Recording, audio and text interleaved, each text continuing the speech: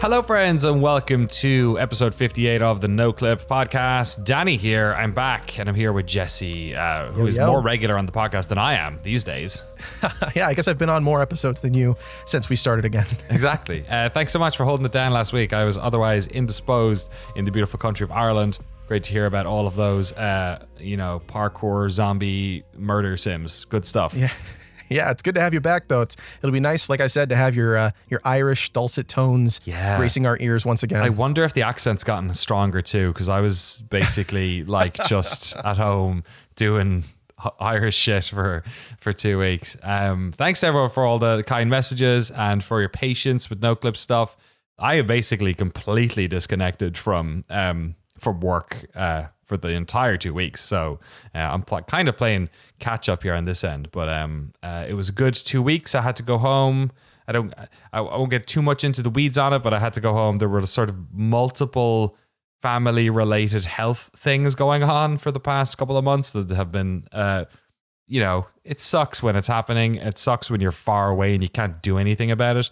So I kind of went back to help out my siblings and help out my parents and stuff, and stuff is better now. I'm glad to say that. But it was awesome. It was like we've been very fortunate in our family to have like not many health concerns, and then we just had like multiple ones happen at the same time. Jeez. Not even connected, nothing to do with COVID, not connected to each other really. It was just like when it rains it pours. So that's good that it wasn't COVID. I was concerned. I was like, I know you had to do like 8 or 9 tests because you got on a plane. I got on 4 planes because I can't fly direct from the West Coast because of COVID.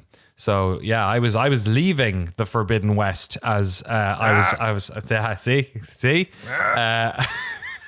And actually, I massive shout out to Noclip's own Dennis Walsh, who did our archive and has been capturing gameplay. He lent his PlayStation 5, which are not easy to come by in Ireland. I mean, they're not easy to come by anywhere, but especially so back home. And I was able to download my cloud save and keep playing for some of the time. Not much the first week there, but the second week things kind of eased off a little bit. And that was my meditation, was playing Horizon Forbidden West, which is what we're going to talk about today. We had Dying Light last week, Horizon this week. We're probably going to talk about Elden Ring next week. We don't tend to like critique things on Noclip. We're not like a reviewing outlet, but I think it's fun, when we're sort of given a month like February 2022, which is just so bountiful with games that it's a nice opportunity, Jesse, right, to just kind of sit back and I don't know, chew the fat about some of these games as they're coming out, especially as we tend to get early access to them as well. Yeah, it's good to go full gamer here on Noclip and just start talking about things we like and don't like. Man. I've missed doing that for a little while. It's good to have a platform, and it's nice to get to play games a little bit earlier than everyone else. Yeah, this is one of these ones as well that I'm very conscious of not using that for evil doing. So this will, just so you know, we're going to split this podcast into 2 parts. The first part is going to be literally, I wouldn't even whisper the idea of a spoiler. It'll be the least spoiler free. Like, I'm not going to talk about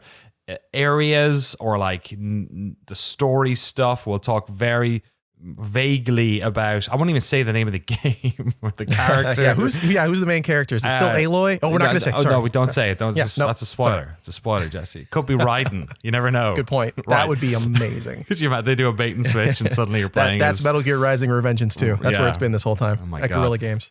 Yeah, so we'll do that for the top of it, and then we'll do a break. It'll be very obvious, and then in the second part, it won't be full spoiler at all. I won't talk about the main quest at all, but I'll talk a little bit more openly about stuff like biomes and some characters that are cool, quests, that type of thing. But we'll break it up that way. And it should be out by the time you listen to this. Podcast goes up on Friday. The game is out on PlayStation 4 and PlayStation 5 this Friday. It is the sequel to Horizon Zero Dawn, which we did a full, I want to say 70-minute documentary on a number of years ago. So if you were wanting to get refreshed on it all, go play that game or go watch that documentary. All right, Jesse, I know you have a bunch of like sort of questions for me set up here. Do you have any opening salvo of what you're interested in when it comes to the continuing adventures of Aloy? Don't know if she has a surname. I think it's another Cher situation here, Madonna kind of thing. Yeah, I mean, I loved Zero Dawn. I think it was kind of like a lot of my friends weren't huge into it. Something else came out around that time. Was it Breath of the Wild? I feel like it came out after, but it definitely comes up in conversations about it, and this one will too. Yeah. There were so many like people that just did not give a crap about this game that I knew personally, which is a bummer because I thought it was fantastic. I love beating up robots. I love the world is like gorgeous. Absolutely one of the prettiest games on PS4, no question. So I'm very excited for this one. I'm also excited in terms of like how they expand on a lot of things. Specifics I'm sure we'll get into later, not too specific though. But just in general, I'm excited for the sense of wonder that this brings and to finally have that kind of big landmark PlayStation 5 game that we've been waiting for the last year now. So it's nice to finally have that coming our way soon. Yeah, I mean, it's funny. I maybe it's because I just play all the different consoles. I don't try not to put too much pressure on any one game when it comes to that sort of stuff. But I guess Guerrilla being a first party studio, the way people reacted to the first one, I think, is completely understandable because this game I feel like does a lot of things that some people will really enjoy, and other parts that people maybe don't get as much sense of joy. And the word wonder you said is a big part of it. So, the things that people get annoyed about this game, I think, is that it feels like another open world gamey to them. And it might not feel necessary. Like I don't, for instance, play a lot of the Assassin's Creed games or Far Cry games at the moment because for the same reason that people say they don't like Horizon. The reason I like the Horizon games, I think, is because I really love the exploration in these games. I think the world building and the diversity of the areas that you're in and the fact that they vibe off of sort of real world places in a way, like I find that to be like really fun. Like the same way I played World of Warcraft, which was kind of just as like an explorer. I think we don't really have there's no like term for this that we use in games, but like I do feel like there are some games that I play mostly just because I want to like see the world. And I think Horizon does that really well. And for some people, obviously that's not a priority. So I think that that's something that they don't get from this game. And then the other thing is the combat. I think in the first game, and it's definitely the case in this one, it kind of sits somewhere between, and I hate to use this phrase, but it sits somewhere between your sort of like normal character action game where you can just sort of spam stuff and like something super intentional, like, and I hate to say it, but like a Soulsborne type game where you really have to like think about what you're doing in the combat.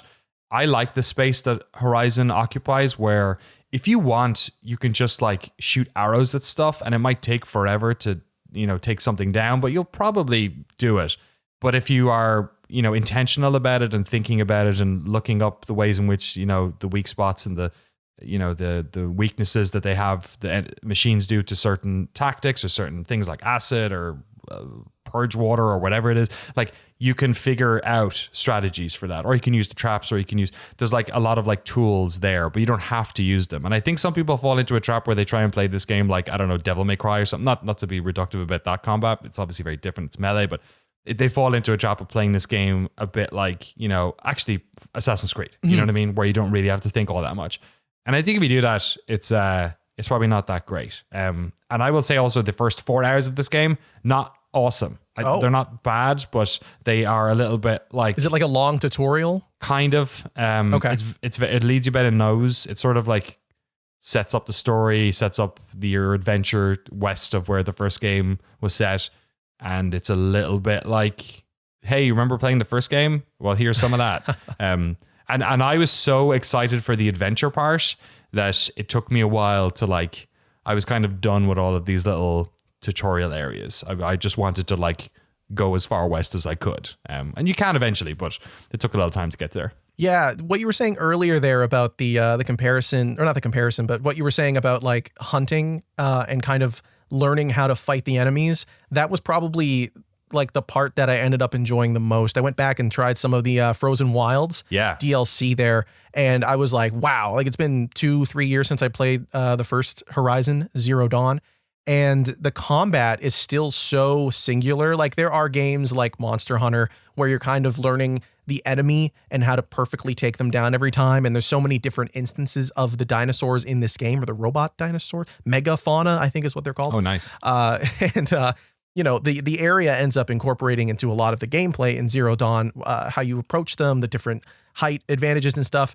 But the learning and the way you use the focus device to determine like what's going on and their weak points and stuff. I know it's very attack the enemy crab at its weak point for massive damage going on in this game, where there's literally glowy bits that you shoot with a gun or sorry, with an arrow. And that's like the main exciting part of it. But there's this thing in Witcher 3 that was always kind of sold to you where you do this research to figure out what you're fighting and like what's the best tools and which potions should you craft and stuff. And that was a really cool aspect, but I never really felt like it got deep enough, where with this, it's like there are so many different ways you can approach each of the megafauna and shoot their different little things that they've got sticking out of them and stuff. So that's something that I really enjoyed about this game. But you were saying the tutorial section there is more like an onboard for people that played, you know, like me, Zero Dawn years ago and maybe haven't touched it since. So is that the case past that tutorial where the game's kind of onboarding you? Because something that I didn't bring it up in the Dying Light podcast, but I probably should have. That game has this problem where it's a sequel to another open world game. And it's a problem that every kind of sequel to an open world game has to deal with, especially now, because there's so many mechanics and progression systems built into these games that when you go from 1 to 2 or 2 to 3 or however many Assassin's Creed we've got at this point, you have to kind of get the player back into the groove of things. Yeah. But in Dying Light 2, there's so many things that are like not there. Like the slide's not there right away. Like there's jumping mechanics that aren't there right away, which is good for new players, and a lot of people who might not have played Dying Light 1 are going to enjoy that aspect of it.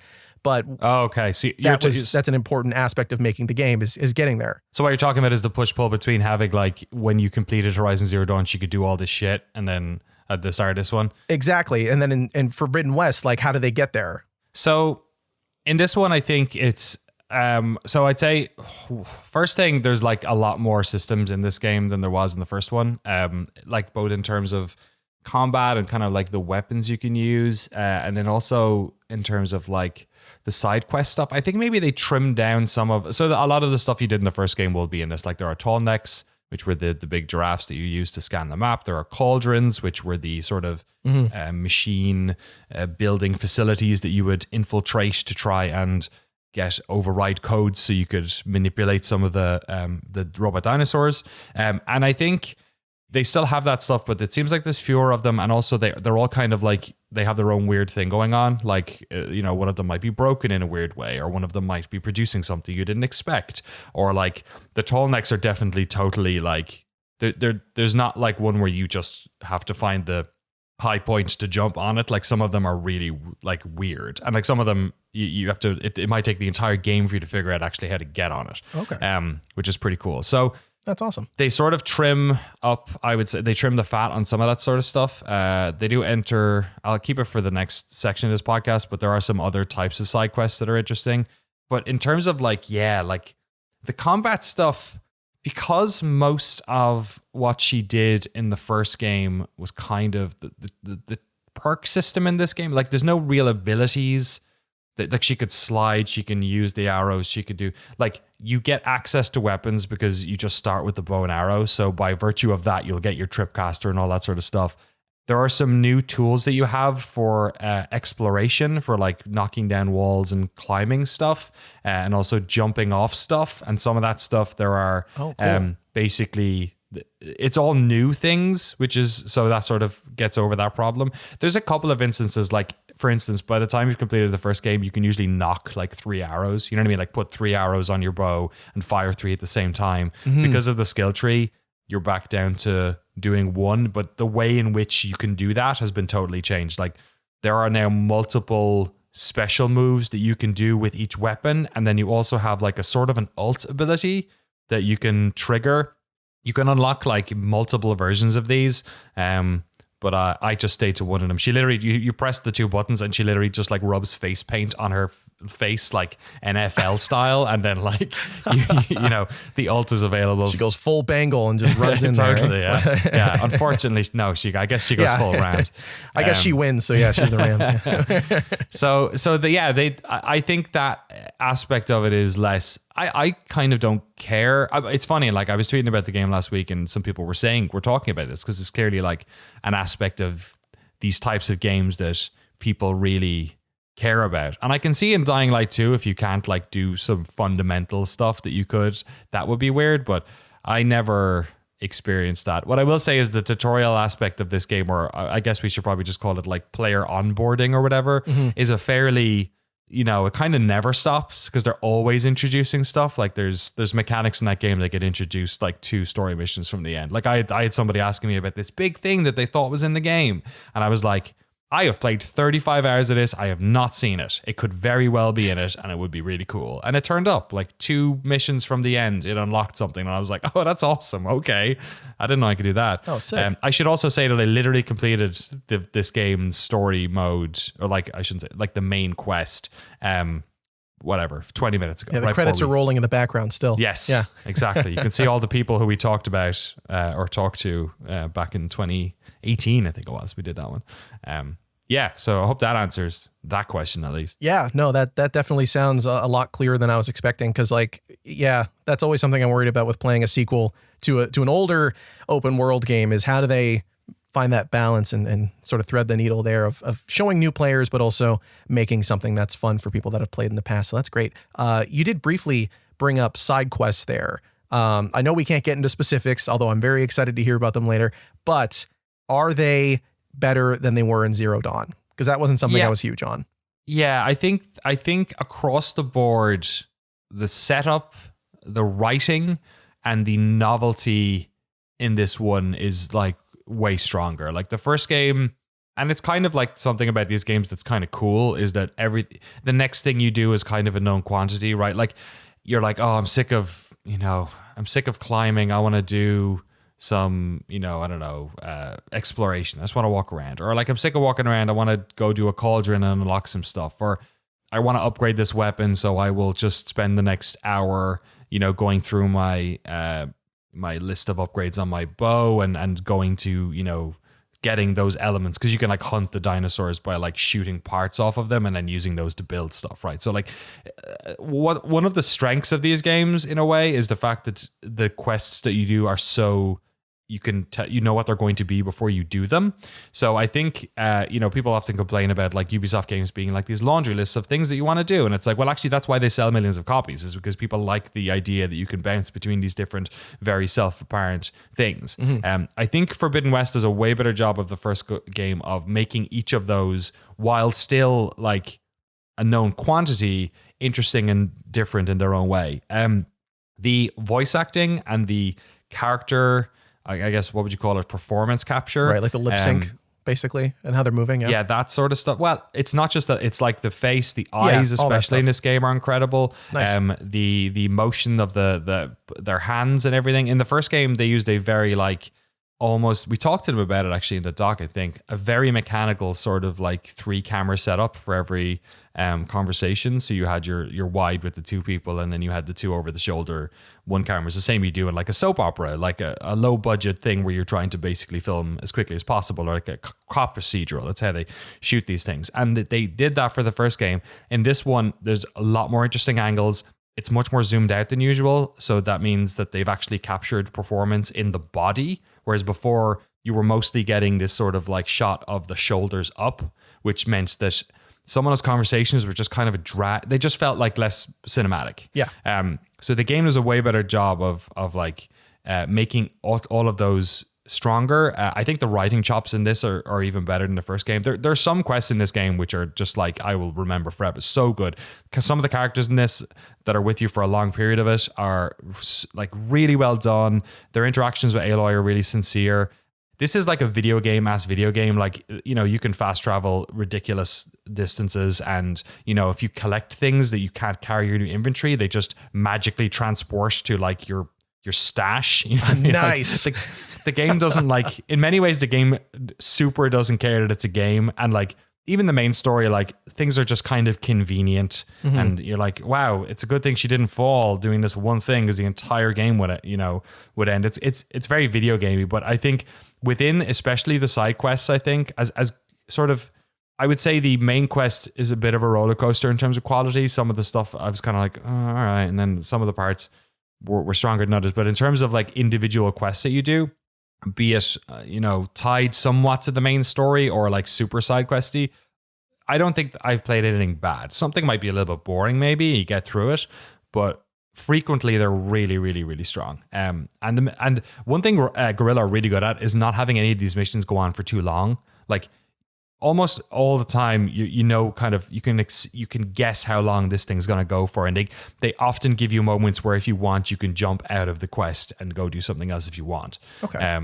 So yeah, I think it's a very Moorish game. You can just keep eating. You know what I mean? Like it's hard to put it down. If you're bored of something, you can just go do something else, and it's probably going to be fun too. Oh, great! So it's sort of like a Lay's potato chip variety pack. You're tired of these salty ones. Yeah, but you got your guac. Oh, you got the guac. You got your and you got the hummus, and you got. I was already gonna buy it. Then you bring it out guac and hummus. You gotta French dip. You gotta cool it. All right. I made hummus for my parents in Ireland. Nice. How'd that go? In Ireland, yeah. Not they had a grainy? mortar and pestle. Oh no, it was good. It was a very like basic one. It was just lime, avocado, and red onion, because it's hard to get stuff in Ireland. Nice. But it was better than the first time I used avocados in Ireland, when I was on a smoothie kick when I was in like a teenager, and I didn't ever know what an avocado was, and I bought one and I was going to blend it. Yeah, I guess you were in Ireland. Yeah, I thought exactly. It probably cost me like 20 euros. Yeah, I was going to say. And I cut open the avocado, thank God, because I found the massive seed in it, and I was like, wow, that was but then I threw it all in like with the skin and everything, and I ate this grainy ass fucking, it was like eating dirt. Danny like O'Dwyer so eats the avocado with the peel on, is what it is. Yeah, the skin. And that skin's first, tough, folks. man. You heard it here first. That's where all the nutrients are. Yeah. Not good. That's magical. Not good. Oh man. Oh, there's like cooks in this game as well that make, like you talked about The Witcher earlier. It's not like a side quest or anything, but like, you have your regular potions in these games like you had in the first game. They also have like straight up Monster Hunter style or Witcher style cooks that you can like bring them ingredients, and they'll cook. Are they like stuff Palicos cooking for you? Don't get me excited. Don't say Monster Hunter cooking. Don't do that. No, but some of these Osirums, when they're wearing all of that armor, they kind of do look like, the cats do, where they're kind of like small bodied but wearing a lot of clothes that are too big for them. They kind of have that same vibe to them. Actually. Nice. No, okay, so that sounds great. That was something I was very excited to see, was them kind of flesh that out, because the base of Zero Dawn, if they could just take that and put more stuff on it, that's all I wanted. And it's starting to sound like that is like almost exactly what we're getting here, is like Zero Dawn with a bunch of cool stuff stacked on top of it, but not in a way that like overbalances it or anything. Yeah, they fix a lot of they sort of like, they have the foundation, and in this one they definitely, kind of like what I was saying with the tall necks and cauldrons, and this is kind of, you can apply it across the board. There's just more like going on. There's more variety, even in terms of the biomes. Like there's some pretty like interesting, distinct areas in this, in a way that like the first game, I feel like once you got west of Meridian, it got, it was just kind of like this big jungle area. Like it wasn't as, I feel like you kind of ran out of interesting biomes in that game. Really quick, yeah. Yeah, and in this one, yeah, you keep finding like weird little microclimates, much like the Bay Area, actually, I guess. Yeah, so there's a lot of like, yeah, it kept being interesting. Like to the point where like I was really reticent to complete the game in case I couldn't keep going or whatever. Maybe I should keep, if you can keep going to the second part. I don't know. Is that would you consider that to be a spoiler? What are you talking about? like if you played if you played Horizon Zero Dawn and then you want to know if you can keep playing after you've done the main quest. Oh, that's not a spoiler at all. No. That's okay. So if you don't want to know that for whatever reason, if somehow finishing the game is the end for you and that's better, yes, okay, that's weird. Okay, yes, after you've completed the main quest, you can keep playing your thing. I'm not sure if they have a New Game Plus. I never backed out, but you can keep. So because I was worried because they tell you like 3 or 4 times like Fallout New Vegas. Like, right. You better be ready. This is the end. Yeah, but like then I could keep going. So I was like, maybe they did it in case I was underleveled. I don't know. Yeah. But yeah. Cool. Speaking of levels, this is, a traditional open world game now. They've all got weird RPG systems going on and outfits. We're in Zero Dawn, and I'm very curious. Danny, does Aloy have the drip? Are the outfits fire? How's she dressing? Yeah, it's the biggest problem of the game is that you find like a... No, don't like say that. No, you find like a purple outfit and then you upgrade it a bunch by like collecting all this stuff. And then some, person somewhere, you do a quest for them and they give you this like unbelievable looking thing and you're like, shit, I have to upgrade this one. I'm out of resources. It's the MMO problem of like having the equipment that is good and having the equipment that looks good. Right. And you can sort of like, there's some games that let you kind of do both a little bit. It's like the fashion framing problem in Warframe. Yeah, there's no vanity options in this. You can't cover your outfits. I don't think so. You've also got. Well, I should tell you that there's an entire system for face paint in this game. Yes. And you unlock face paints by like meeting different tribes and doing missions and stuff. Oh, that's so smart. Neat. That's awesome. Yeah. I love that customization stuff. That's great. Yeah, and some of them are like super. I mean, all of them where there's a like. There's always an element in this because you're meeting a lot more like tribes that weren't in the first game, right? So the first game it's like the Karja and the Osirums and all about Meridian and all that stuff, and this one there's though they play a part, you see them, but there's also all these other ones, and a lot of them have a lot of different face paint, and it kind of has a little bit of a like, are these people burners, kind of vibe to it. Some of it's like you're all very clean and your face paint's very well done. It's like, is this community theater? I'm not quite sure what's going on here. Like all that sort of stuff, and honestly a lot of that works the same as the first game. The upgrade system, you're using coils. Upgrading it's a little bit more interesting, I think, in this one because outfits have like 5 levels in them, so there's a lot of like, you can spend a lot of time upgrading stuff in this. There's also way more megafauna, is that what you call them? Like, I don't know what they call them as monsters. They never called them dinosaurs. I have no idea. Yeah. Robots, creatures. I'm trying to, what do they even fucking call them? I guess they called them by their thing. Yeah, just in the game they never said that. Yeah, again. right. So just like what does one of the characters refer? Like what? Look at that. I guess they just say like Glint Hawk or whatever, or they say like they've got the cool names. Walkers. There's loads of them as well, and there's variants of loads of them. So you'll find ones that are like frost ones or elite ones, or they have a word for it. I forget, but so there's loads of different. I still haven't gotten them all. There's a couple I haven't gotten yet. So. That's it. We're almost nearing the point where it's hard to talk about this without getting into spoilers. Do you have any more questions that I can answer that are? And I should say that once we get into the spoiler section, it'll be slightly more spoilery. Yeah. Like I'm not going to talk about the main quest at all. Danny's not going to give away the ending or anything. Don't worry. No, we're not going to. Which I think is important, especially with this game, because I think with the trailers and stuff, they actually did a really good job of like. It's not a bait and switch, but like they did a really good job of like not actually telling you what you're doing in this game, which is kind of cool. Both in terms of the areas you go to and in terms of the story. It's not like when you watch like the Matrix Resurrections trailer and you're like, oh, that was the whole movie. Yeah, I know every character in this. What's going on? Exactly. And you can piece it together.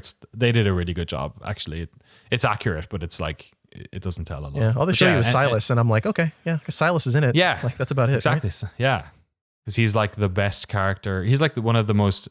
That guy does a lot of video game. Lance work. Reddick, right? yeah, the is that best. His name? Yeah, the best. He's got such a strong voice and like and his affect, the way he like looks and stuff, like the way he like glances at people is like, strong character. So one more thing I wanted to bring up. There's a bunch of things I want to bring up, but there's one more thing I'm very curious about because I love this stuff in open world games. Orlog from Valhalla's great. Gwent, obviously, triple triad. How is Strike? Is that any good? Are you an addict? Are you way too into it? Okay, so Strike is this isn't a spoiler. Somebody asked me on Twitter. No, I don't. No, this is like just a thing you can do in the game. Somebody asked me on Twitter if they have Gwent in this game, and I was like, kinda. Yeah. So Strike is basically it's a mini game in the game that you can play, as you could imagine, in like various towns or whatever encampments that you find. it's kind of like chess, I guess, more than anything else. But you use like little robots carved out of whatever, like, I don't know, rock or something. Right. And you can play people in it and unlock like extra, beat them and get extra pieces or whatever. So I basically did the first one of these and then never touched it. And the reason was, it's almost the same way I played The Witcher, is I was waiting to complete the game so I could go back and do all the strike stuff. Because I was like, this looks cool, but I have a mission to accomplish here. I don't want to spend my whole time playing this game. So I went. Because come time to do this podcast, you'd be like, yeah, I want to talk about the story, but I just spent 20 hours playing Strike. I don't have much to say. Exactly. I'll just be like, and that's cool. And it was also, I will say, like, one of the problems with, I feel like, people having to review this game was I had no desire to. I just wanted to I almost completed the main mission just to get it out of the way because I wanted to. That's not a comment on its quality. It was just, I enjoy being in that world and faffing about and like finding all the stuff on the map like so much that, if I was doing that with the shadow of the, main quest hanging over me, I wouldn't have enjoyed it as much. So I am looking forward to playing more Strike. I have no idea. I haven't even watched any reviews for this, so I don't know if like Strike is any good, but it's cool. Yeah, it's just kind of like chess, except it's smart, kind of like the real megafauna. If you hit them from like certain angles, the pieces are more susceptible, and you can like sacrifice one of yours and stuff. So seems cool. Nice. Awesome. All right. Are we out of the spoiler-free zone? I think we might be. Okay. Strike was about as much of a spoiler as you're getting, I guess. That it's a thing. That's it. Yeah, I guess we'll be back. We're going to play a little musical interlude. Should we do a little dance? Yeah, make a little love. Okay. Let's do a little dance. Yeah. Get down tonight. Hey, there you go. Here we go.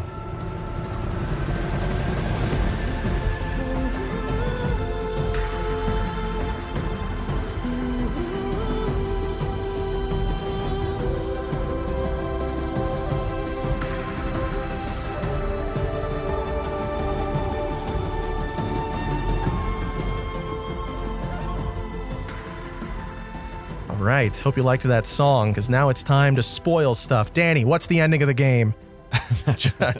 Don't worry. I'm just playing. We're not going to do that. I'm just kidding.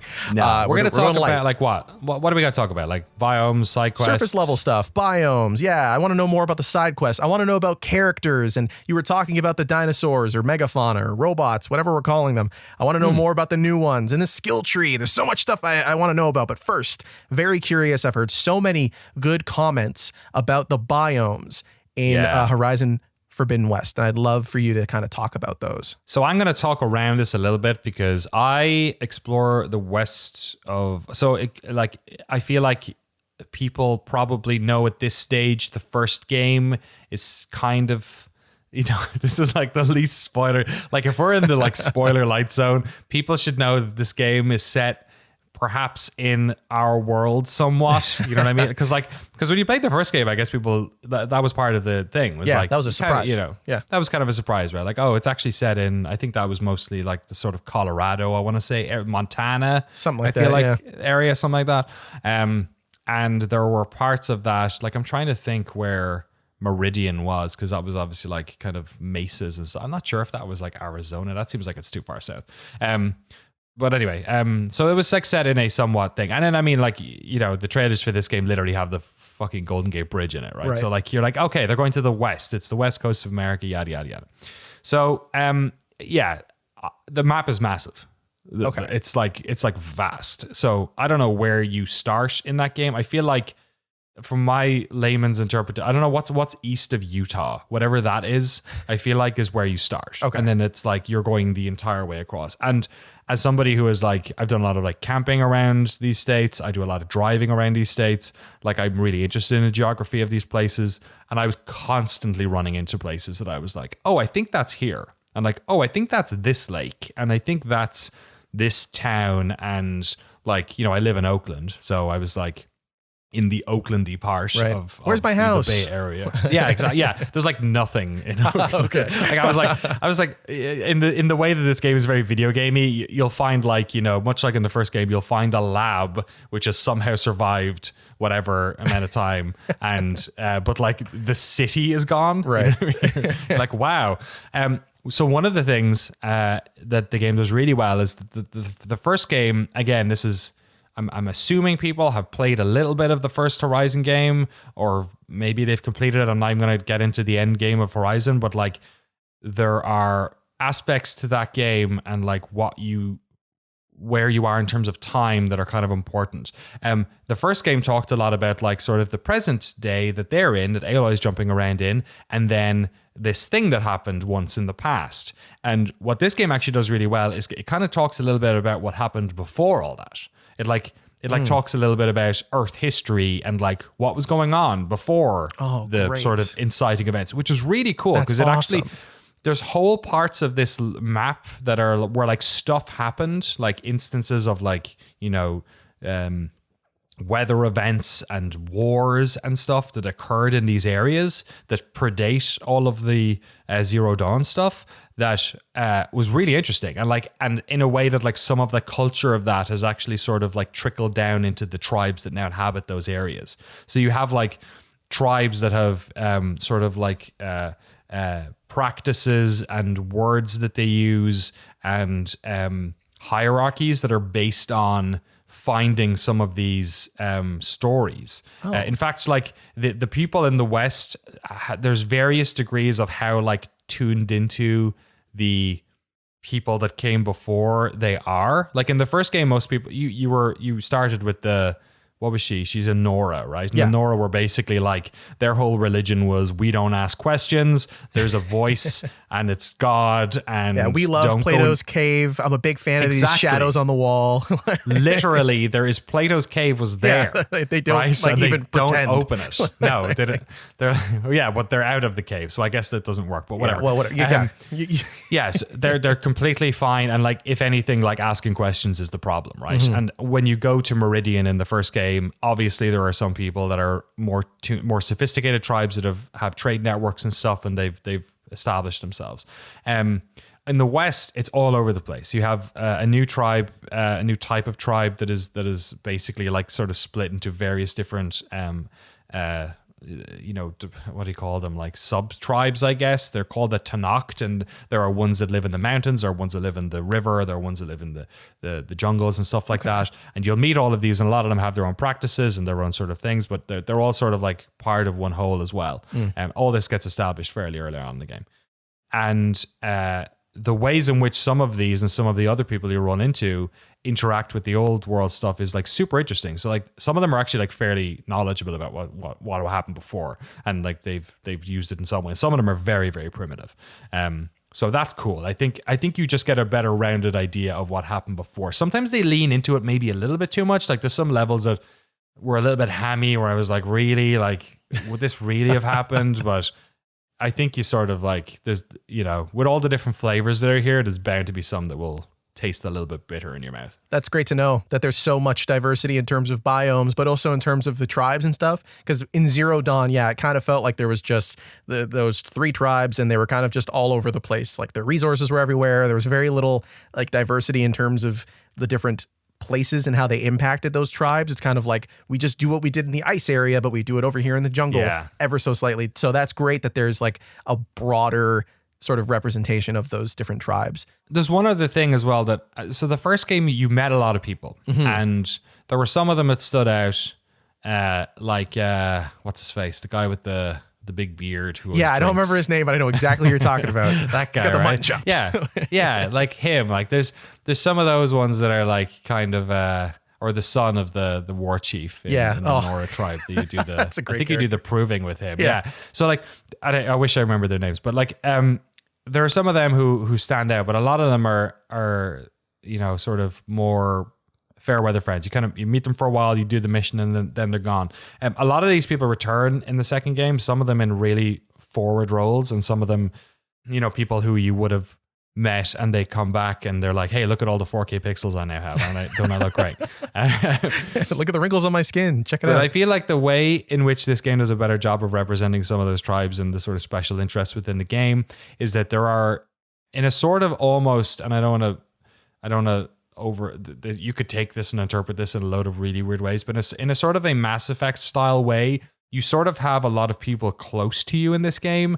who are sort of representatives of those tribes in a way that like really helps you sort of understand the tribes a little bit more as well, like in what they're doing. And you constantly check in with them and they're kind of like, oh yeah, I remember your people are kind of like this way, and like your people are kind of like this way. Okay. And also the sort of circle of friends that you have in this game they all have their own sort of like, again, this might be a little bit Mass Effect-y in a way, but they sort of have their own, like, I don't want to say companion quest, but like you do stuff for them as well that is really interesting and personal to them, which I think is really cool. There's one character who has an injury happens to them, and you are kind of with them as they are like struggling with life after this injury.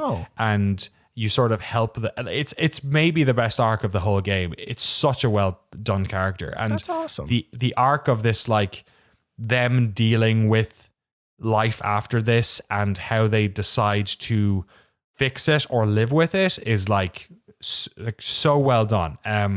Like each of those characters, you have that sort of like personal relationship to. They're a little bit more forward than, like I said, most of the ones in Zero Dawn.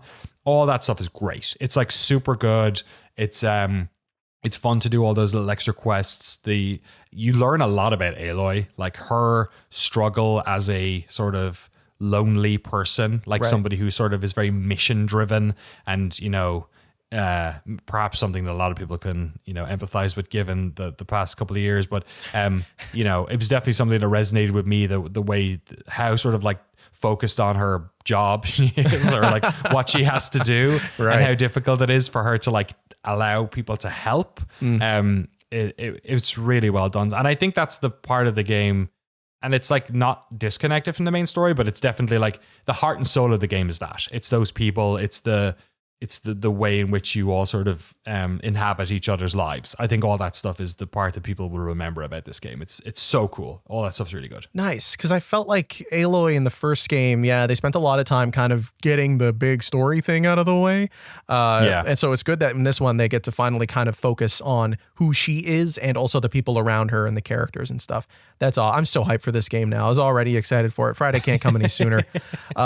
It's long too, man. It's like, I mean, you've got what, 35 hours now, 40 hours? I think maybe 40 at this stage. Sheesh. And I'm like, and I guess that's like the main story done, but like I also could have done the main story probably in 20, right? But like you're not playing this game mainlining the main story. Like that's not how these games work. There's one part in the story where you are basically, it's really cool. It's like where they go, okay, here are these 3 big things that you have to figure out. Like, and here they are on the map, and just do them in any order you want, and like or just do whatever you want. And it's like the coolest part of the game because you get to do these 3 sort of iconic missions, and one of them is absolutely brilliant. I saw somebody reference that one of the reviews talked about it, but there's one, and I'm not even going to say where it is or anything, but it's with a bunch of Oseram guys who are trying to like uncover something that is grand. You'll know when you come across it, because I don't speak about it so vaguely that you'll never be able to figure out what it's actually about, but you'll know when you see it. It's a bunch of these Oseram sort of like guys who are like trying to collect relics, and one of their granddads found this place years ago, and he's like come to try and find it. And that whole level, it's maybe that whole mission, I don't know, maybe it's 90 minutes or 2 hours or something, is absolutely awesome. It is like so smartly done. It's visually gorgeous. It's really interesting in terms of old world stuff. There's a lot of that sort of thing. And if you're interested in like the geography of these areas, like I was able to point it and go like, oh, that's that city. That's that city. This is, part of this city. This is over here. That's like, I think that might be this valley, this there's lake, the painted ladies over there looking at them. Exactly. Yeah. In terms of SF, it's basically just like, it's not even that big part of the game really. But it's like, you can see like, I don't know, global warming really fucked up the peninsula. I'll say that. In the game or yeah, well, yeah, exactly. Much like when I moved back here, I don't think Alameda made it. But some of the bridges didn't either. Golden Gate's looking rough, but it's cool. It's like I think in the trailer they had the Transamerica Tower. The Salesforce Tower isn't in it, so okay. Yeah, so I guess it's not. They couldn't get the licensing rights for that. Exactly. Yeah, they also talk around all of this shit. Like they don't call anything by anything's name, obviously, and also like sometimes they just don't say. Like I'm inferring a lot. Like there's one part that I was like, is that Reno? Like it doesn't even matter if it is because like it's not like there's like shitty casinos and like anything like that there, but it's like. But I was like, oh, maybe that would make sense where that, you're just like your brain sort of fills in the blanks a little bit of like, oh, that could be there or that could be there. And sometimes they explicitly tell you and sometimes it's obvious because of the geography, but it's even just fun to just imagine that maybe that's where that place is. I did a lot of that too. Nice. Yeah. That's something I was really curious about too, because you were stuck in Ireland for a little bit and you got to play this game, and I was like, he must be playing this and going like, oh man, this looks just like regular San Francisco. This looks just like the Bay Area I remember. There was like a weird like comfort in it that I was in the Bay because I was away and I was missing my family here, my wife and kid. When I first moved to America, it was right when Grand Theft Auto 5 came out, and I was playing that for the months leading up to moving out here. It's just like real life. It was like, it was 100% that. I was like, I'm like, this is like training wheels for like living in America. Where's the ammunitions? What's going on? So it was nice to like, I flew back and I've been playing I only got back 2 days ago. So it was nice to be back here and play it, but. Yeah, I love all that stuff. Like and like visually, it all looks great. All the, the photo mode just spent forever in this thing. There was just loads of like the sunsets and sunrises are beautiful. The night sky is amazing. There's snow, there's desert, there's jungle. Even like to what I was saying before. And again, I won't get into specifics, but in the first game when you went west of Meridian, it was kind of the samey jungle stuff, and it wasn't that different to the stuff you saw on the east side of that map. Whereas in this one, even the like. There's a large area of this game that is also jungle, but they've just done enough in those areas to give them their own sense of like there's like unique shit to do in them, or there's like a big settlement in it, or like the jungle is kind of mixing with like the mountains here and it's made this weird area, or like here's a big river, or like they just did a better. You can tell like they really made sure that there's not for a map as big as it is, it's never samey, which I think is like an impossible task, but they somehow managed to do it. It's pretty cool. Yeah, Guerrilla seems like they know their stuff, obviously. Yeah. And I mean, I watched that doc recently, and there's so many things that they brought up in that they were like, we have to cut it. Then I'm like, I don't even know if you could make that work in a Horizon game in general. But I'm just excited to see the crazy ideas that they get to put on top of that amazing base, like we mentioned earlier. Yeah. But in Zero Dawn, speaking of building on bases, Zero Dawn has a skill tree. And I was very curious because I saw some pictures of it. Is this skill tree banging, or is it just kind of like it's another way to unlock some cool skills? Yeah, it's a funny one because it's kind of like it's big. First of all, I think there's six different trees in it. Nuts. Yeah, and some of them are like really. It's kind of a bit, confusing in a way because some of them are like actually really long and have like maybe I don't know, like 50 points you can put into them, and some of them are shorter and only have 20, but like they're I don't know, I found it to be like the stuff that I wanted to do, which was like be really good at stealth, be decent at machine overriding, decent at like arrow stuff in combat. Like you could warm to the things you needed pretty quickly. The thing I was worried about at the start was I didn't really have the skill tree looked so big and I wasn't sure how many points I'd get, that I was kind of being a little bit conservative and spending them a lot at the start. But, by the end I think maxed out 2 of the trees and had like everything I wanted in the other ones. And I was kind of like not even bothering putting, some of them were just like, you unlock a lot of these, I don't know what they're called. I forget what they're called, but like the ults basically, like, but you can only ever use one at a time, have one equipped at a time. And then also these sort of variations on, so like what I said in the first part of this was one of the things you learn is to, in the first game where you pull back on the arrow. And then if you hit, I think it's R1, you knock a second arrow. in this one, that could be the power that you have. Or when you're in your weapon wheel, you can use the D-pad to select something else. Like I have another one where instead of hitting R1 to knock the arrow, she fires like, it's almost like a mortar shot. Oh. So it like goes up in the air and then comes down on them. Or I have another one where she bends down on her knees really low and fires a shot that explodes. Sick. Also, these are kind of like specific to different types of weapons. Like the weapons are way more diverse in this. There's they do the min-max stuff on the bows and arrows a lot. So like at one stage I realized, I really need to like have weapons that are good at acid, or purge water or whatever, or fire. So I need to go buy one of those and upgrade it. You have the same sort of weapon wheel where you have the trip caster and all that sort of stuff.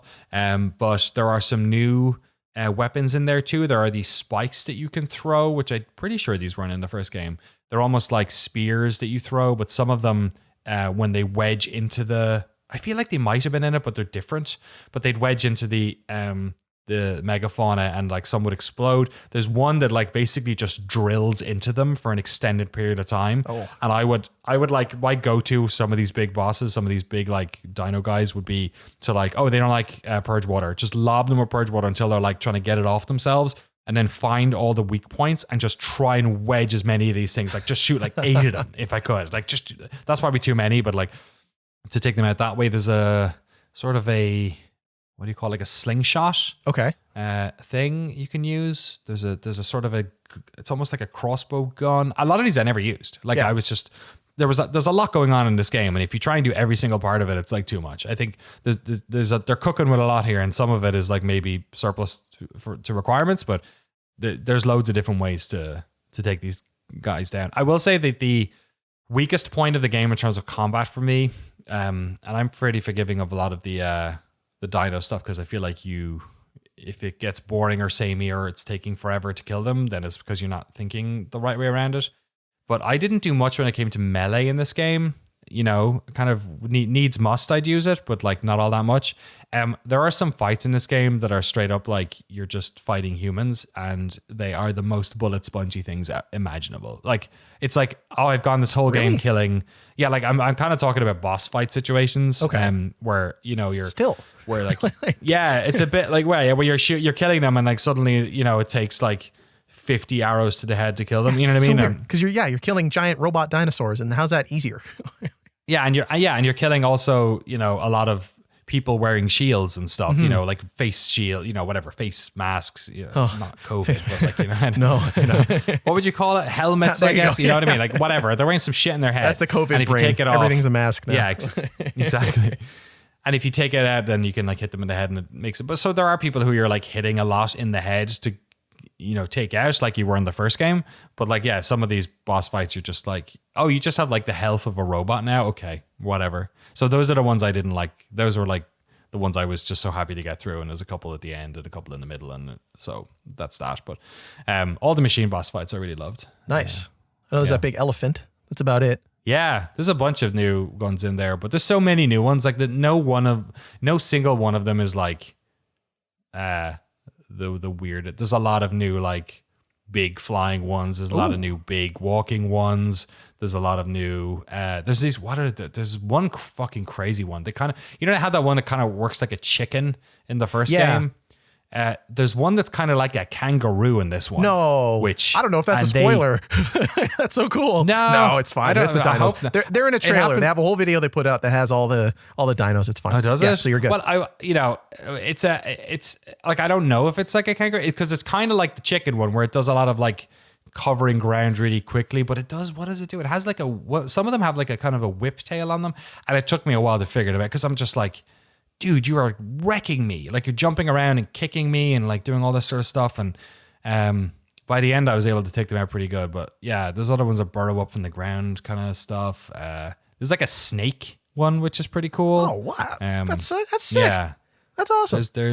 They're cool. That's something I really liked when I was watching the doc, when they were talking about the how they designed each of them, and like the footage that they use to kind of use what's the word, just like references for how the animals move and stuff. Yeah, like the crabs. Yeah. Like the ones, the hermit crab guys or whatever. Exactly. Like at the start of this trailer for Forbidden West, there's a bunch of animals you see, and my first thought after watching the doc was like, oh snap, like I wonder if these are what you're gonna see, because you asked that great question of like, are the animals that you see in the world, like the regular animals, are they using the same animations as the megafauna? And I was like, oh man, what if like the trailer's like being like, bro, check it out, these are all these cool animals you're gonna fight later.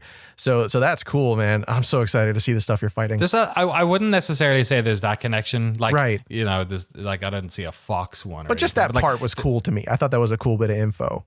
That's really all. But just in terms of the trailer, as you were saying it, like there is though a bunch of new animals, which again, it's the same thing as before, where you're using them for pouch upgrades and that type of thing.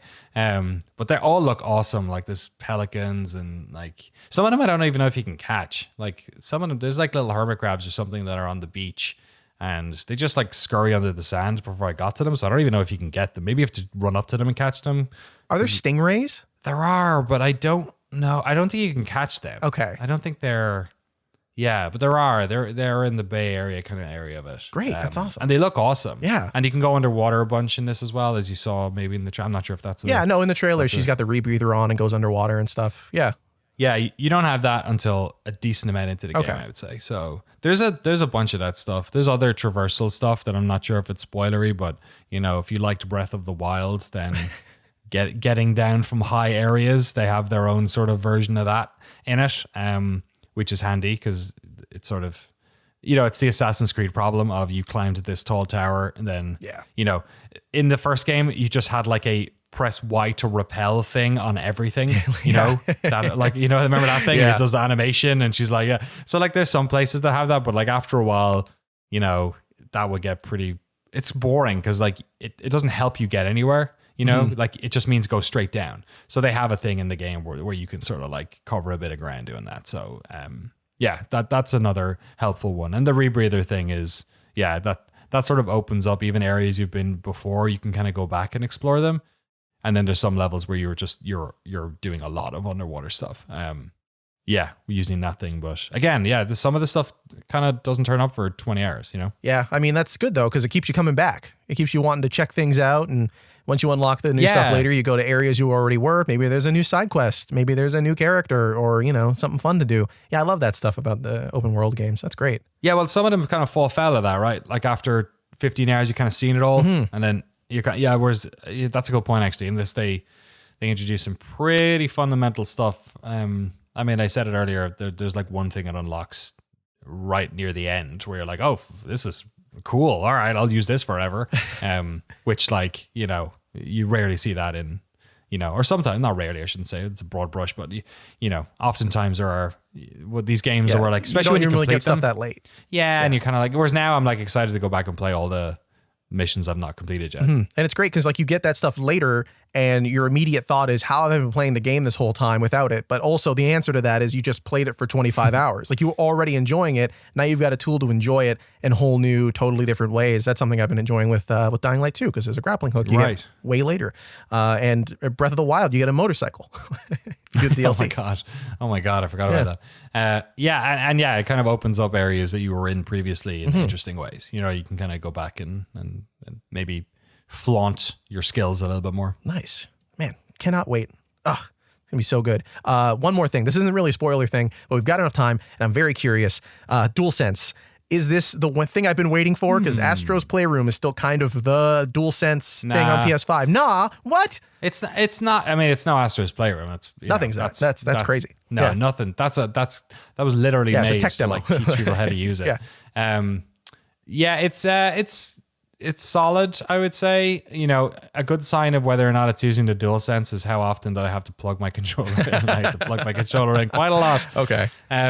There is some tension stuff with the arrows, and especially with these, there are some like exploration tools for like climbing stuff or breaking through walls, which are sort of specific. areas, things where you have to press a button here or things like that. Like some of the flowers return from the first game, but they're different as well. So some of that stuff it utilizes it. And otherwise, one of the neat things about this is that the game by default strips back the UI to like hardly anything. Like I think her health maybe and something else, and maybe the D-pad stuff in the bottom left. But if you swipe up on the DualSense's motion thing or the little touchpad there, it will show everything, and it frequently reminds you of this, but like it'll show everything else that you need to. But and during combat and stuff like that, it'll surface that stuff. But it's super elegant because it means when you're like just walking around or climbing and stuff, it's kind of fairly stripped back. It kind of looks like whenever they take videos, gameplay of games before they're out, and you don't have any of the UI, and it's like, well, that's not how the game works. One thing I will say as well is because you have the focus, you can do the ping thing. By the way, when you ping underwater, it makes the little radar sound, which is that's so cool. It's just like boom, which is pretty cool. I love that shit. But when you're climbing in this, the climbing in this game is way more like dynamic. Like it kind of lets you know if a surface is climbable or not. And a lot of them will be like a rock face where if you click on it, it'll literally show you like yellow lines of every single part of it you can climb on. And in the first game, they did signal a lot of that stuff with the yellow stuff, and they had yellow ropes tied around things and things like that. But in this one, you can go up to any mountain and click a button and you'll know if you can climb it. And a lot of them you can. You kind of get hung up on stuff sometimes, and so it's not, it's a little bit, I wouldn't say buggy, but a little bit inelegant sometimes. But that's cool because it means that you can often just like climb your way out of a problem. So you can press a button to tell if a mountain is climbable? Is this a Todd Howard button? Is that what it is? Is that so? The focus ping you have. Yeah. It's basically that. Okay. So like you use that to like basically find sticks and like health weeds or whatever. Like, there's a plant over here. It also basically like it did this kind of in the first game, but like now it shows you like it'll scan the terrain and let you know if it's a climbable surface. Okay, sick. Yes. So some mountains, like straight up, you can climb up the side of a mountain, like what's his name? What's the free solo guy? Like him. Yeah. Okay. Yeah. Like that guy. You can do it that. In my head, shit, that's Jeremy. Cool. I don't know why, but I just he's kind of he has a similar kind of affect to Jeremy. I can see that.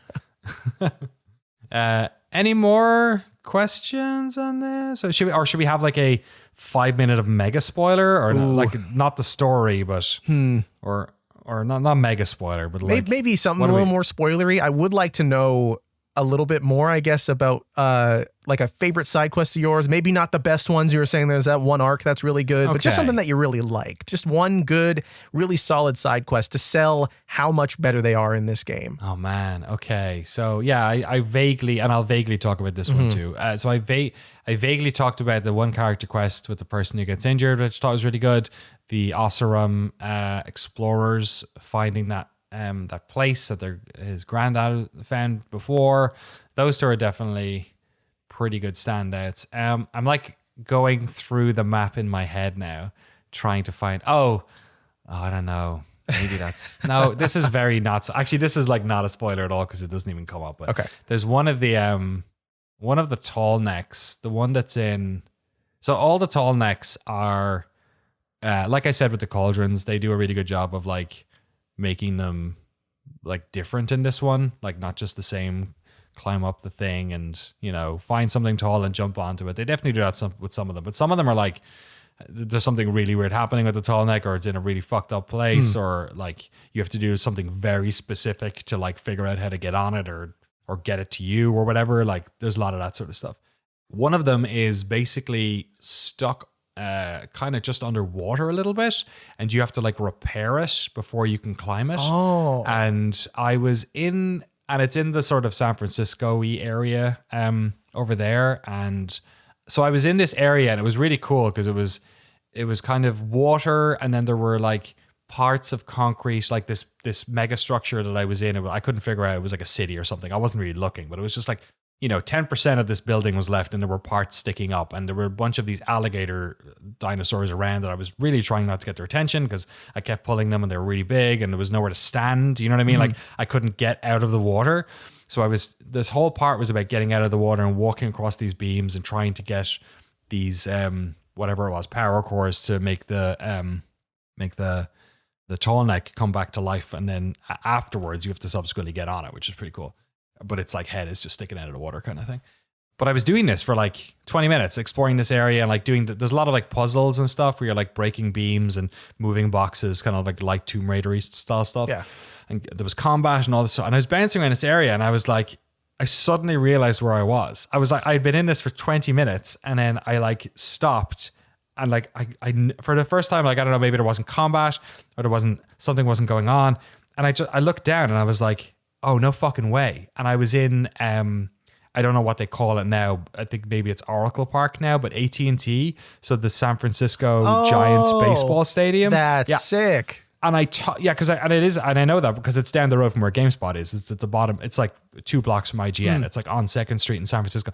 And I was like, oh fuck. I looked over and I could see like the scoreboard where it is. And like the Giants, like that stadium has like the most beautiful view of the bay. If you ever go to it, it's like incredible. It's you can see across into Oakland. The bridge is there. It's like, it's beautiful. It's open air, and all that sort of stuff. And I was like, oh, I could see this. Suddenly, what I noticed was I was on like some sort of like bleacher. And then I looked over and I was like, oh shit, that's that. And that's that. And it's a diamond. And if you look at the map, you zoom out, you're like, oh yeah, you can tell it's a diamond. Like, so I thought that was really cool where like I was basically, the tall neck was kind of almost rounding the bases kind of in its circle, which was kind of cool. So that like stuff like that, like that's a good example of, I think, the spirit of this game where even the most sort of innocuous side quest has the possibility to give you something really special, like a nice little moment. That's awesome. Yeah, and I've completed it and I can't wait to jump back in because it feels like there are dozens of missions that I have not even found yet that I'm going to go do now. There's lots of like side quests. If you want stuff to do, they have a really elegant thing where they often have a person, it's very video gamey, but they'll often have a person like beside the campfire of each, you can fast travel with the campfires or whatever. You can just do that. And you can fast travel without. So I don't know if this is the case before. Yeah. You don't need resources to fast travel in Forbidden West? If you want to fast travel, you can fast travel from any fire to another fire for free. Awesome. For free. Doesn't matter. If you want to, you can now travel. I think before you had to pay to do the fast travel every time. In this one, it's campfire to campfire. It's free. No matter how far it is, there's nothing in that. And then if you want to travel from anywhere in the world, if you're just like stuck up a mountain and you want to travel anywhere, it's just one of those fast travel kits, which costs 25 scrap, I think. So nothing, to go to any campfire. So it's very forgivable. There's none of that. But if you arrive at one in a city, they'll often have, or I shouldn't say city, what are they? Like just whatever, settlements. Yeah. They'll just have like, it's almost like the Witcher message boards. They just have a person who feeds you rumors. Like you sit down with them and they tell you about a thing and it adds an errand or a side quest to your repertoire. And that's great. You come back again and they'll give you another one. So like you can, if you want, you could just like sort of hoard them. Do they kind of call you over too? Are they like, hey, Aloy, come, listen? Yeah, they're just like whatever they call you. And then they'll say, oh, thanks for coming. I'll tell you missions. And did you hear up north there's a such and such that they can't get water because of the dinos? It's very like, after a while you get sick of listening to it because you're like, I wish it was like The Witcher where you could just like just get the message board. Rip all the notices. Yeah, exactly. Nice. But yeah, that's it. That's kind of all I have to say about it. I would love to eventually I would love to talk about all the cities and places that I found and all that sort of stuff, but I don't want to get too deep into it. Well, maybe one day when we get a Noclip Guerrilla Games Doc Part 2 Electric Boogaloo, you can talk to the new head of PlayStation Studios this time instead of the head of Guerrilla Games. That's so weird. I don't even know. He's probably over here now. Yeah, I would guess so. I don't know, actually. Yeah, he's got like a bunch of kids. Maybe they moved here. I feel like Dutch people, it's like to take some Dutch people out of Holland or out of the Netherlands is cruel. I feel like they love it. That's a broad brush to paint, but I feel like whenever I go to places in the Netherlands, I'm like, you people are perfect here. You're so thoughtful and understanding and smart, like very smart. That like don't go anywhere else because it will just feel bad. It'll be ruined. Exactly. So who knows? But yeah, I'd love to, man. I think, COVID is the big question mark on everything, but there's enough here. Sometimes the sequel comes out and I'm not sure. You know what I mean? I'm like, we did this already. Could be cool to go back, but yeah, there's not that much there. Whereas this one, even just for the B-roll, because like all of this game is set in our doorstep here. So like, oh, that would be great. We could easily, just do like a match shots. Yeah, biome by biome breakdown or something, and just fly around. Or drive around. That'd be cool. Yeah. All right. Sorry I talked for this whole. No, it's okay. That's just the nature all I of want to hear about is what you're liking with the game. So that's great. It's out on the it's out today, I guess, when you're listening to this. So I'll be playing it once I'm done putting this together. If you've heard this, I have a PlayStation 5 controller in my hand. It's basically glued at this point. Thanks for listening. Hope you enjoyed being a part of this conversation and hearing what Danny's got going on in terms of the game. But what does Noclip have going on, Danny? What's coming out? Yeah, I'm really just getting my feet back underneath me here, man. After flying back from all that stuff, so I did not have the emotional space to think about work. I did all our taxes, I think, and that was about it. And I had to do that. So I chatted to Jeremy yesterday. Black Mesa is basically my focus now. We still have to record the stand-ups. The doc is basically there. Otherwise, my script is in. I'm just getting some B-roll over it. He is working on some Noclip crew stuff, and also. The Among Us doc is pretty much there. I think he has to do some filming for that before we slot that stuff in. Aside from that, it's just get back on the saddle, figure out the Legacy of Kain stuff. The Noclip crew stuff has been coming along really well.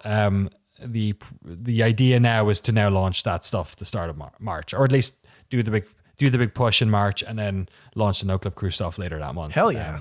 But me and you have to talk about some of that stuff, because some of those new shows and ideas are percolating. They're almost ready to film.